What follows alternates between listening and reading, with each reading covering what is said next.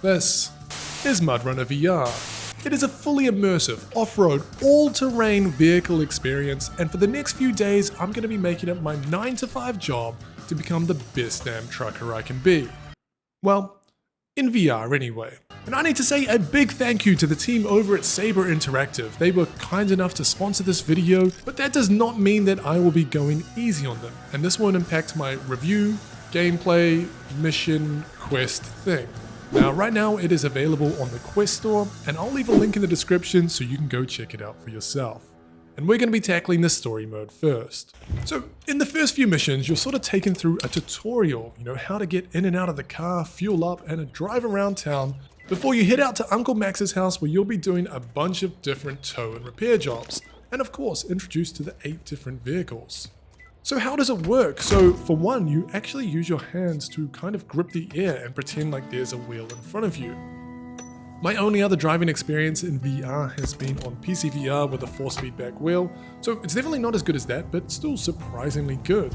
The other way is just to use the analog stick to control the steering, and that's sort of similar to any racing or driving game you've ever played on the gamepad.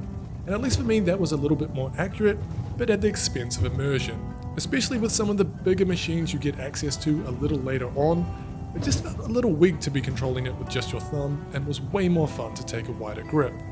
And this was one of the first driving games I've ever played where you're not just trying to absolutely murder the accelerator. And I gotta admit, it was pretty fun. So after smashing through the tutorial, I was leaving town on the highway, wind blowing through my bald head, and I was also coming to the realization that I should really be driving on the right side of the road. So as you progress through each chapter, in the loading screen you're sort of presented with a bit of narrative, a bit of background of where you're up to in the story, and an introduction to the vehicle you'll be using. And here, on mission 3, we were introduced to our first vehicle, the Warthog. And I was thinking to myself, hell yes, this is actually a vehicle I know how to drive.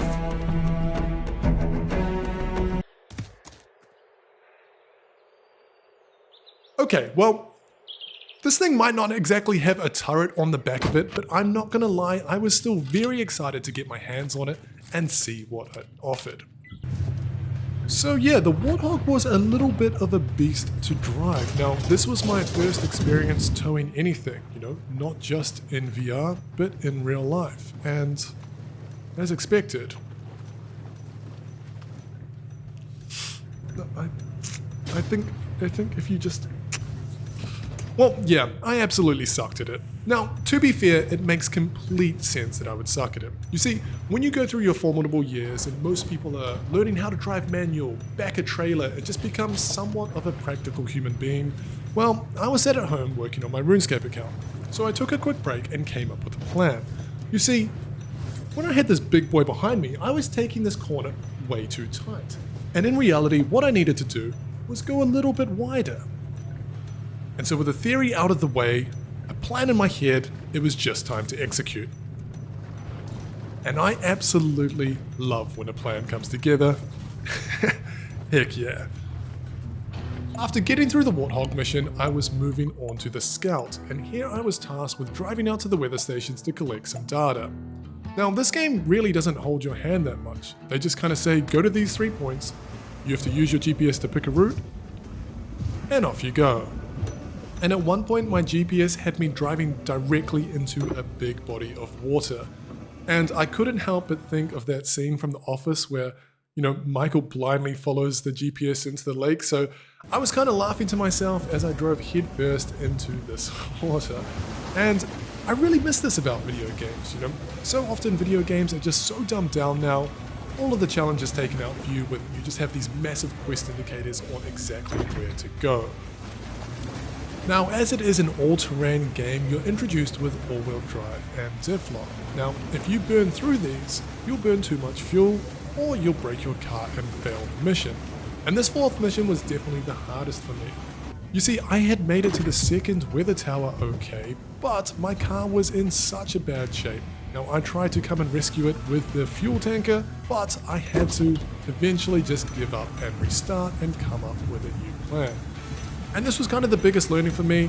Instead of always relying on your all-wheel drive and diff lock, what you really need to do is get out of your car and use the wrench where possible, instead of just eating through your gas So after I had applied that, it was for the most part smooth sailing. I smashed through the other missions for Uncle Max and not getting too frustrated except for one time trying to take a shortcut into the trees that did not work out for me, but then I moved on to Freeplay, and I think this is where most of the veterans of the game will be looking for. So here you're kind of put into different scenarios with 3 vehicles, and you have to do a string of seemingly endless tasks managing your fuel and repairs. And this is quite a bit closer to a sandbox environment, and I could imagine that you will get quite a bit of replayability here. I think it would be really fun to watch someone that's actually good at this to do speedruns in some of these areas, but I personally had quite a bit of fun on the coast, honking at seagulls, collecting some postcards, and crap, a lot more trailer action. Now, these are the same guys that released the absolute bangers for flat screen, MudRunner in 2017, and then followed it up with SnowRunner in 2021. And they've both become kind of those classics, 90% upvotes on Steam, over 30,000 reviews, and it's not uncommon to see people with hundreds or even thousands of hours of gameplay. And I've never played them. Well, until right now. So I played on a 4070 with a Logitech G923 and set the graphics to the max. And yeah, it kinda slapped. Now, this isn't a review of those games, but I just wanted to get a little taste so that I could answer the question, is MudRunner VR worth it? And I kinda wanna separate this into 2 separate camps. So I think if you're a filthy casual like me, maybe a bit of a VR enthusiast, you don't have a huge amount of experience in these sort of games, but you're looking for a fun and new challenging experience, then yes, absolutely I do think it's worth it.